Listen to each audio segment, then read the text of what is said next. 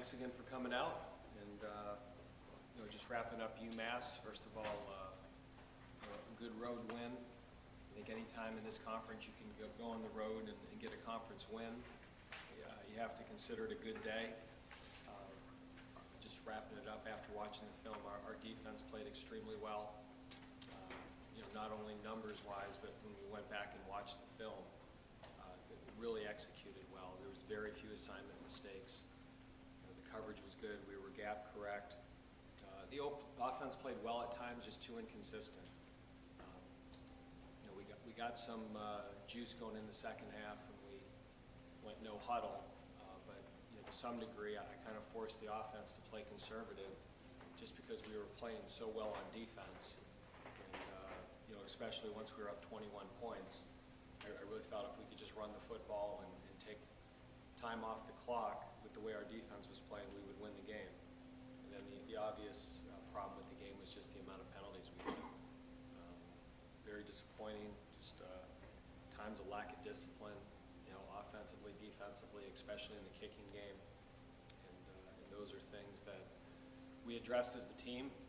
We forced the whole football team to watch every one of the 17 penalties called, and we broke it down of why they were called. And again, I think a handful were maybe kind of touchy calls, but most of them were good calls, and they were mistakes we made that we can't continue to make. And we have to get them corrected. You'd rather make those corrections after a win. If you lose a game, there's corrections. You win a game, there's corrections. You'd rather make them after a win, and I think we need to get them corrected coming up this week. Eastern Michigan is a team that people will look at the record, and they can't be judged by their record. I know I've said that before, but I think when this season started, I think they were one of the teams in the West, because of the way they played last season, that people thought would really come on and be a factor in the West, and maybe even qualify for a bowl game or who knows what. And they got off to a slow start, but I think somewhat similar to Kent a year ago, they have found their identity now in terms of running the football, the play-action passing game. They found a quarterback, and right now they're playing extremely well. They've put up over 1,200 yards of offense in the last 2 weeks. They've scored 95 points. Defensively, I think they're very aggressive. Their linebackers are very active. They have some good corners, some really good defensive ends. And part of it is just now they're playing better on offense, so they're controlling the clock more. And as a result, their defensive numbers are also getting better. So I think this is a very dangerous football team, and we need to play well to keep our goal alive of getting to Detroit. So I'd be happy to take any questions. Coach, how much are you guys thinking of this possibly being bowl eligible after this win? We don't talk about that at all. We talk about wanting to win the MAC East and be in Detroit, and that is our primary goal. Right now, our primary goal is still well and alive, so we're focusing on that and the importance of this game for us to represent the East in Detroit.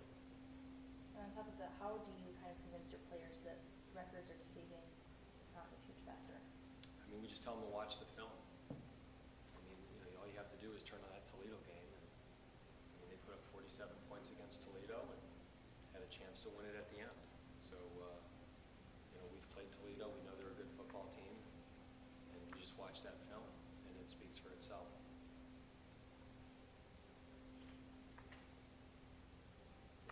Coach, and I think I've asked you this earlier, but what have they done in the last 2 weeks to kind of jumpstart their offense? Is there anything to put a finger on? Well, last year, whenever you watched Eastern on film, they were a team that really lined up and tried to knock you off the ball, and they were committed to running the football and playing good defense. And the quarterback for them last year, Gillette, who's been a 3-year starter, really ran the ball well. I think he had over 1,000 yards a year ago, or he was their leading rusher. And it seems like they started out the year and they almost changed their offensive identity. They wanted to run more of a spread offense and have him be more of a running quarterback.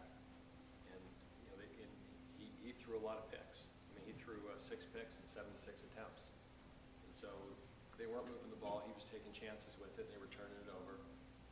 I think their defensive numbers are bad, but in part, I think, because early in the year, their offense really put them into some bad positions.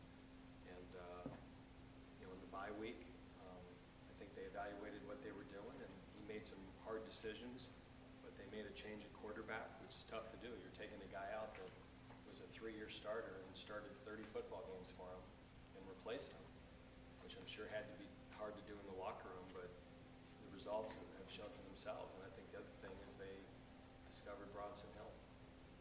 He was, I think, I don't even know if he was on their spring depth chart. He was 4th string going into camp, and he might lead the country in average yards per attempt. I mean, he's got 61 carries for 550 yards, and I mean 3 or 4 times against Toledo. I mean, he just made a house call, made people miss. He's very, very fast. He can make people in the second level miss, and he can run you over. He's 210 pounds. And so I'm sure it was one of those things in the bye week. He said, hey, we're not playing well. Every job's open. Whoever steps up will play. And some guys have stepped up for him. And they have a veteran offensive line. I mean, they have guys back that have started 41, 24, 11, 14 games. They had 4 of their offensive line starters back from a year ago. So there was reason that everyone believed that they would be a factor this year in the West. And I think they're finally starting to play the way that they hoped they would from the beginning. You mentioned that they changed, or it seemed like they changed schemes. Did they stay with this scheme beyond the bye week and change personnel, basically? Well, it was, I mean, just the last 2 or 3 weeks, they've really been committed to running the football. And not run it with the quarterback, but run it in more of a pro-style traditional way. And, it's a lot of the same schemes, but they're running it now with more of a 2-back mindset. And they do a great job of creating edges. That they get the ball in the perimeter very well. They'll line up with, 2 and 3 tight end sets and line up in double wing sets. And it's very, very challenging because they create extra gaps. And so it really stretches your defensive front. You have to make some real decisions on how you're going to be gap sound. And then within that, they run a lot of what we call gap schemes, that you have to be gap sound, and then by the nature of the scheme, the gaps move. And it's very, very easy to get out of position. And when you have a back who's fast that has vision, if you don't play blocks, and if you don't play gaps exactly the right way, you have a back who makes you pay for it. It doesn't make you pay for it with an 8-yard run, but an 80-yard run. And so it's just one of those backs. It's going to be a challenge to tackle this guy for 4 quarters. And he's one of those guys, might be 3 yards, 4 yards, 5 yards, and then bang, 65, he's out the gate. And we're going to have to tackle really well this week.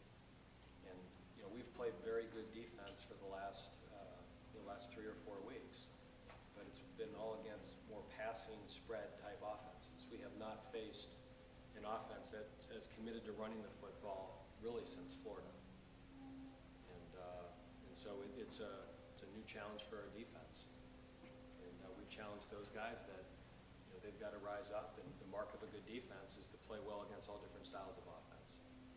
And this is a style that we haven't really played against this year except for game 1. And again, all you have to do is put on film of this back, and I think our players respect it. And they respect their offensive line, and they're balanced. I mean, they're throwing the ball too. And their ability to run the football has set up some very favorable matchups for them. And the tight end, I think, is going to be a pro. I mean, the Hoskins kid is legit. I mean, he can catch the ball, he can block, and what he does with it after the catch, for a guy that's 253 pounds, he can go. And he's not just running little tight end drag routes and short routes. I mean, off of play action, they'll run him vertical, they'll run him on a lot of shallow cross routes, is what you traditionally would run your fast receiver. And then he'll catch the ball and extend the defense and turn the corner. And he is an excellent player. So, to me, I think everyone knew Eastern was talented, and again, they didn't play well early, but they found their identity, and you see the pieces coming together, and they're probably right now playing at the level that I think everybody expected them to play from the beginning. You mentioned a tight end like that, and not to give away your secrets, but is it mostly, would a corner be on him rather than a linebacker? We're going to Next try question. we're going to try to defend them. Okay. You mentioned the defense. I think over the last 4 games, you've given up 30 points. You look at someone like Toledo and their identity around these parts, if they're an explosive offensive team. Do you think that you guys are starting to get a reputation in the area, in the MAC, of being a much gritty, defensive-minded team? And what do you like that kind of identity? Yeah, I mean, I think from when we got here, I mean, we kind of inherited a team that had been more of a spread. And we wanted to evolve that we were more of a team that could run the ball and play defense. And again, I think we found our identity probably 4 weeks ago. And but yeah, we certainly take pride in the way we're playing defense. But that reputation is built doing it week after week after week after week. And so just because we did it last week or 2 weeks ago is no guarantee we're doing it this week. And if you're good, you rise up and you face the challenge every week and you meet it. And it's not like we've played great defense here for 3 years and it's established. I think our players take pride that we're better, and I know they're excited where we are, but we've got to go out and live that reputation and keep building on it every week and every day in practice. So I don't get the sense that our guys are satisfied, and their goal and our goal is to get to Detroit. And however we do that, I don't care. I mean, we want to win, and if we have to win a game 52-49, that's fine, and if we have to win a game 14-13, that's fine too. To kind of piggyback off something that Simone said to you about the bowl game, I know that's not something that you stress, but do you think it's a carrot on the end of the stick for your players? Yeah, I mean, we talk all the time about extending our season. I mean, I really enjoy this football team. This has been a lot of fun this year. We have a bunch of guys that have bought in. They're fun to be around. We have a very positive locker room. It's been a real enjoyable group to coach. And we would love to extend the season, but we want to extend it 2 games, not 1. Certainly the minimum goal is to extend it 1 game, but we'd love to extend it 2 games.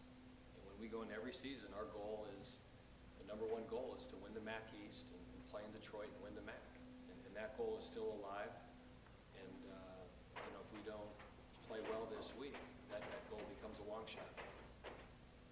So we're not at a point right now that we're talking secondary goals. That we're after the whole thing. Dave, the old saying is defense wins championships in modern day college football. Is that still true? I think it is. Sometimes I wonder if that rule applies to this conference. I mean, this conference is different. It's always been wide open, and I think part of it is just the challenge in this league that you play non-conference. The way we're playing, I think, can be successful. You have more of a chance to be successful within the league than outside the league. And that's something that we talk about philosophically all the time. That, is your goal to win the MAC, or is your goal to win every game on your schedule? Because I think there's things you can do as a football team that help you win out-of-conference games that may not help you win in-conference games. So, our primary goal is to win the MAC, but when we went down to Florida, we wanted to beat Florida. And in that game, if that required us to spread them out and throw the ball more, then we were going to do that. So, I think you look at Alabama and teams like that, and you can certainly win at the highest level playing great defense, but there's certain teams at Oregon that are very successful too, doing it another way. So, I think to win championships, you better be great on one side of the ball and at least be pretty good on the other. I don't know too many that are great on both. Having said that, the great on one side of the ball and pretty good on the other will give you the grade on defense. How close are you to being pretty good offense? I mean, I think we're still a work in progress there. I mean, I thought against Miami, we played extremely well. We were balanced, we converted 3rd downs, we scored in the red zone, we ran the ball, we threw the ball. Certainly, I thought we took a step backwards against Massachusetts, but I think it's there. I think we have good players. I've said it before, we're much younger on that side of the ball than we are on defense. Defense, we had, I think, 19 of the top 22 tacklers back. We had 10 of the 11 starters back.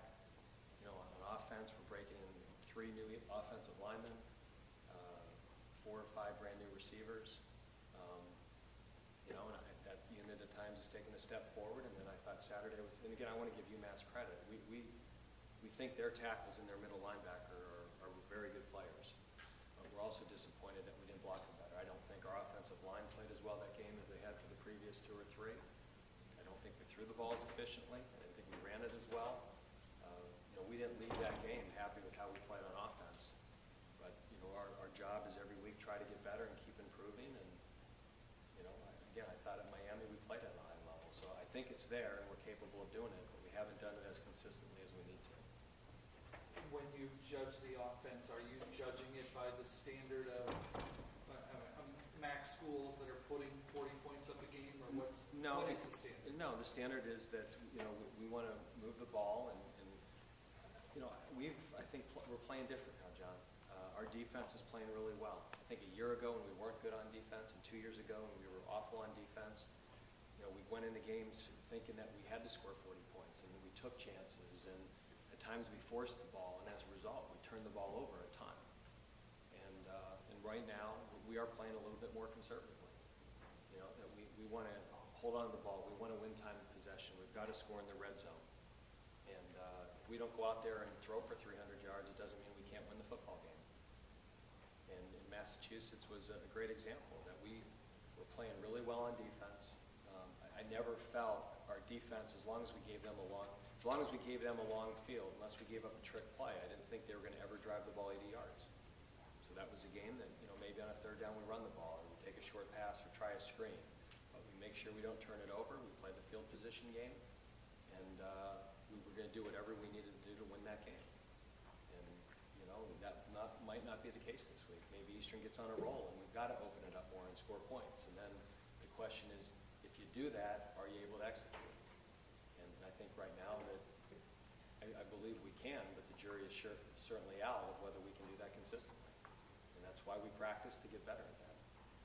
When you mentioned being conservative, did you become more conservative after the 21-0? 21-0. We were running the ball. Okay. That thing, the air was coming out of it, and unless it was a screen or a three-step or a very, very conservative pass, up 21-0 with whatever was left in the game. Okay, I just didn't think there was any way that they were going to score 21 points unless we gave them a cheap one. And again, we wanted to leave there with a win. And so, I'm sure on offense, they would have liked to do more and felt they could have done more, especially after that one drive that we changed the rhythm. We went fast, we went right down the field, we looked good, and I think they would have loved nothing more to go right back to that. But 21-0, well, yeah, we're not doing it. On the very next possession, you got the interception, pick six, Yeah. and that was kind of the gates. We got the ball back, and it was still 14-0. We probably would have played fast again and opened it up and thrown the ball, but up 21-0. I didn't see them winning that football game. If we could run it, make some first downs, control the clock, limit their possessions, and that's what we did. And so when the game's over, would you love to score 42 points? I mean, it'd be nice, but at the end of the day, you want to have more than that. And it certainly worked that game. Now, can we do that every game? I don't know. I'm sure there's going to be some games here we're going to have to open it up more and score more points. But again, the idea is to win the game. And that's what we had to do that game to win it. And, I'm not worried about offensive numbers. I'm worried about scoring more points than the opponent. Anything else? One more, if you would, please. About a month ago, you guys were 2-3, coming I into a think game. we were 1-3. Well, Let's make the good times last longer. okay. 1-3 it is then. And, will you just contrast where you guys were mentally at that point and where you are right now? John, I think I said from even in the preseason, I thought the key to this season was surviving September. Physically, confidence-wise, I mean, you could certainly look at our schedule and knew September was going to be tough. And, I certainly had concerns after the Virginia Tech game. I mean, that team was in that locker room I was concerned about. But, again, it felt different. It's easy to say that 5 weeks later, but we have good leadership in our program now. We have really good seniors that have bought in. We have a bunch of fourth-year juniors that have worked extremely hard. And we have a team that made a real investment in this season, in the offseason. And, I mean, they knew who we played, and they also knew that we weren't playing as well as we should be. And the only way to fix it was to work hard and try to correct it. And some of those things we have, and some of them we haven't. But but it's still a work in progress. And teams that win championships keep getting better. And I think sometimes they say, well, geez, this is what they are. Well, you know, you're never what you are, because the next week you're going to get better or worse. And I think in a lot of ways we've obviously improved. We're playing a lot better on defense. Our offensive line's playing better. We're running the football better. And there's some things that I think we need to get better at. We need to make more explosive plays in the passing game. We got to be more disciplined with our penalties. Those are still things that stick out, that we're not where we need to be. And if we improve them, you know, I think this team has the potential to win a championship. If we don't improve those things, we probably won't. And again, that's why we practice, and that's why we watch film, and it's always a work in progress. When you mentioned you were concerned about that team after Virginia Tech, was it a concern about where you were or the way you were playing, or what was the concern? I mean, again, I think this team in the summer and in camp has worked as hard as any team that we've had here. I mean, guys that have bought in, the locker room was good, our strength numbers were up, the conditioning level was great.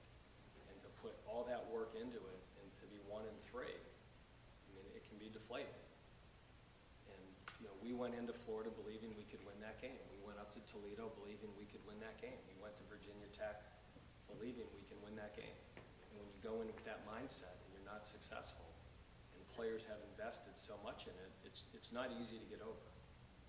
You know, it's not like baseball that you might have a doubleheader the next day, or basketball you got a road trip a day later. I mean, football, you live with that result for a week, and the highs are high and the lows are awful. And so I think, you know, the challenge was just getting them to bounce back, and hey, the goals are still there. And yes, one of our goals was to beat a team from a BCS AQ conference, but our primary goals are still there. And that's why our theme, even for this game, is consistent. You know, our primary goal for the season is still there, but we need to play well this week and win for that to still be a realistic goal. All right. Thanks, Coach. Okay, thank you.